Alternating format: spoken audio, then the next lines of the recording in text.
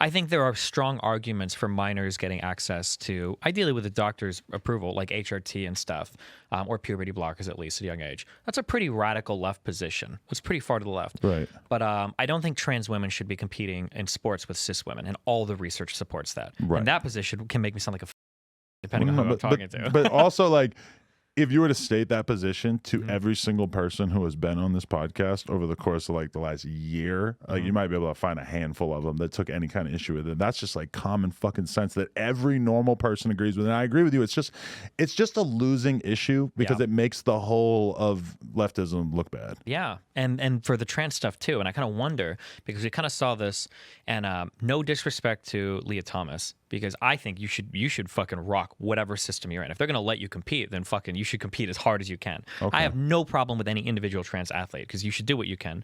But like, I wonder, we saw this wave of kind of like anti-trans legislation and stuff move through the U.S., and I wonder how much of that was hyped off the back of the Leah Thomas issue. Right. It should have probably been a pretty common sense, like trans women, especially trans women that have gone through a male puberty, probably shouldn't be competing in athletic NCAA events with cisgender women. Well, because for years and years before this, people who were arguing in favor of trans women being in women's sports would basically just emphasize that, like, well, look, nobody has really won anything. Nobody has really dominated in any particular category, et cetera. And like the conservative argument would always obviously be, yeah, not yet. It's like, it's coming. It's going to happen. Like Leah Thomas just kind of sped it up for people so they could see it playing out in real time and get scared. And I mean, it's a totally reasonable reaction for them, right? Yeah, and then that's not even a good argument, because the problem is when we get to the point where trans women start to win a lot, well, now you've probably you're too far past the precipice. You can't pull it back at that point because there's going to be huge backlash, right? Like if it was made okay, like, okay, all trans women, all cis women are competing together. That's what we're doing. Those are the rules going forward. And if it's been like that for 5, 6, 7, 8, 9, 10 years, well, now it's probably going to be like that no matter what. Like the idea of rolling back on that is going to incur so much social friction that, well, now you're fucked. Now Right. it's just, yeah.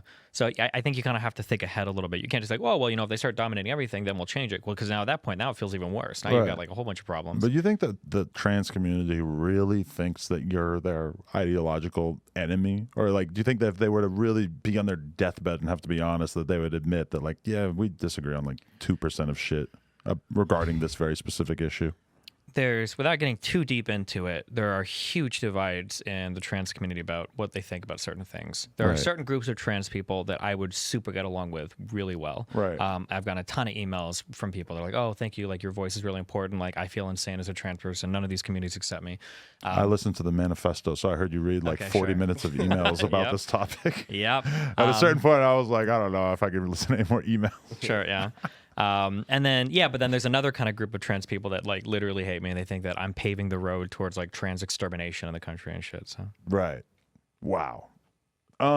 Wait, though, so like when I hear you again, man, like that's where people like kind of get confused, because you went from being right wing to now you're on this opposite side of the field, right?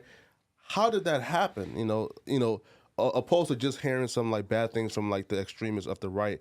How did you go from one spectrum to the all the way, on the other side? And I just want to let you know before you answer that question that he's basically a fresh and fit operative. No, okay, I'm not. that's nice. No, That's good. no. I'm going on that show tomorrow night. So No, you're going straight to Miami from here?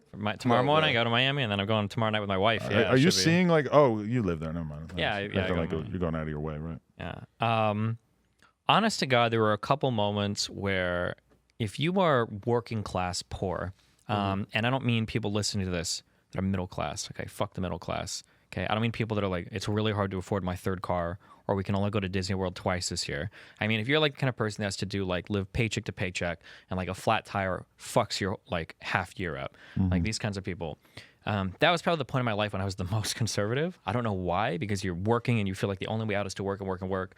And I think after getting into streaming, after having a kid, after seeing all the things I can do for my kid with money, and then seeing as I get more and more money, like how the massive imbalance of opportunity and everything available to me between now and then, it made me look at life so much differently. Because it's like, it's so unbelievably unfair. Like, I can buy a house in my city to put my kid in a better school, and like when he's like during the coronavirus shit, they have like iPads and shit that every kid just gets to take home and shit. Like these are opportunities available to him that kids in Northo or Southo, if you live in Omaha, they don't have these opportunities, and it's not the kid's fault. It's just how much money their parents have. That kind of shit is wild to me. Are you kind of like personalizing the transition for Flacco there? Because I feel like you're a person who tends to like make their decisions on like policy or whatever based more on like, you know, actual arguments and less on like anecdotal experience or personal experiences. Like, did having those experiences really like swing the pendulum in your mind more so than like reading an actual argument against, you know, a certain political philosophy might have? I think the experiences actually did shape a lot. Yeah. I hate to say that because I feel like a very intellectual guy. Like, oh, give me, like, I can read this and know everything. But I think having certain experiences radically changed my mind on how I view things. Funny enough, actually, way before the internet was talking about banning the word faggot from everything, I decided to stop using that word as an insult truly back in 2013. And the reason why was, and I know every single argument for why we should be able to say slurs. You know, we don't actually mean it. You're giving them more power when you make people feel bad about it. I've got friends that are gay. All the arguments, blah, blah. Like I could do those arguments all day, and I did do those arguments all day. You can find old videos of me making those arguments. And I was in Poland at the time. I was living in Warsaw for 3 months in a gamer house, and I heard two people having a conversation. We were all kind of like chatting over food, and one of the guys that was talking to the other dude referred to another guy who's actually gay, and he called him like a fucking faggot. And when he said that, I got a really weird feeling. I said faggot a ton because we were in RTS. That was our word, okay? Like in Call of Duty, you guys have like the N word. In RTS, we had faggot. That was what we said. And after he said that, I was like, I'm really uncomfortable saying that word around you because you seem like you actually hate gay people. It makes me feel really weird. I don't like that. And it probably took me a couple weeks to where I started thinking more like on my stream and in front of my audience, like, man, I wonder when I say certain words, are there people out there that are like genuinely hateful that when I say some shit, they're like, hell yeah. Because I don't want to like reinforce that. It doesn't make me feel good. And I remember I wrote a post. I think it's still on my website. It was like back on 2013. I wrote this. Like, I don't really want to use this word anymore. I'm going to kind of think more about what does my audience take from me, whether I'm being intentional or unintentional. And then it would be a couple years later, I would stumble into other. It's really funny. I guess a lot of comedians have this thing too. Dave Chappelle has a really good conversation with Oprah about getting the wrong type of laugh when he's recording a skit. I don't know if you've seen it before. Okay.